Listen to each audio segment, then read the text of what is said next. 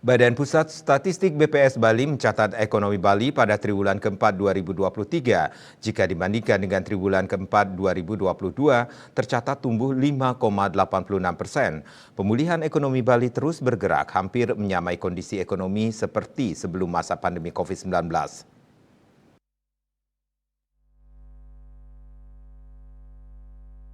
Kepala BPS Bali Endang Retno Sri Subiandani di Denpasar Senin 5 Februari menerangkan peningkatan aktivitas transportasi khususnya angkutan udara dan jumlah kunjungan wisatawan mancanegara yang tumbuh signifikan diperkirakan menjadi faktor pendorong ekonomi Bali mampu tumbuh pada triwulan 4 2023 secara YoY. Sementara itu, peningkatan transaksi finansial pun mengikuti pertumbuhan ekonomi Bali yang semakin bergairah. Catatan tersebut menjadi gambaran terus bangkitnya perekonomian Bali pada triwulan 4 2023. Ia pun mengungkapkan pada triwulan 4 2023, lapangan usaha jasa keuangan dan asuransi tercatat tumbuh tertinggi hingga 15,66% secara YoY. Momentum libur Natal dan Tahun Baru yang lebih ramai dibandingkan tahun sebelumnya diduga turut andil mendorong peningkatan transaksi finansial masyarakat.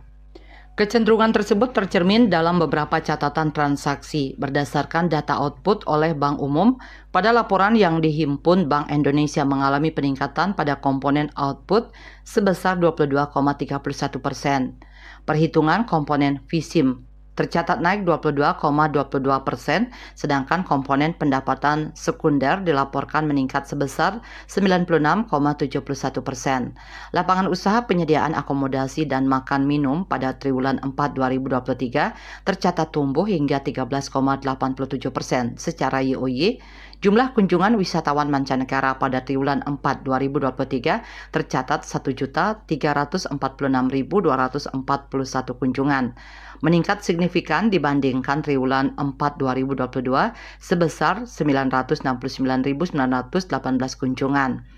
Kondisi tersebut secara langsung berdampak pada naiknya permintaan terhadap jasa akomodasi, baik hotel bintang, non-bintang maupun jasa akomodasi lainnya.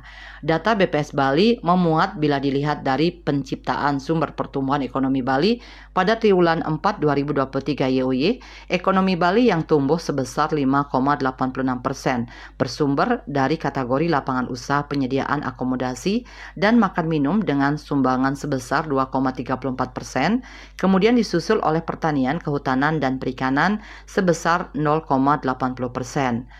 Kontributor terbesar lainnya yaitu dari lapangan usaha jasa perdagangan besar dan eceran, reparasi mobil dan sepeda motor dengan andil 0,74%, sedangkan gabungan dari 14 lapangan usaha lainnya memberi sumbangan sebesar 1,98%.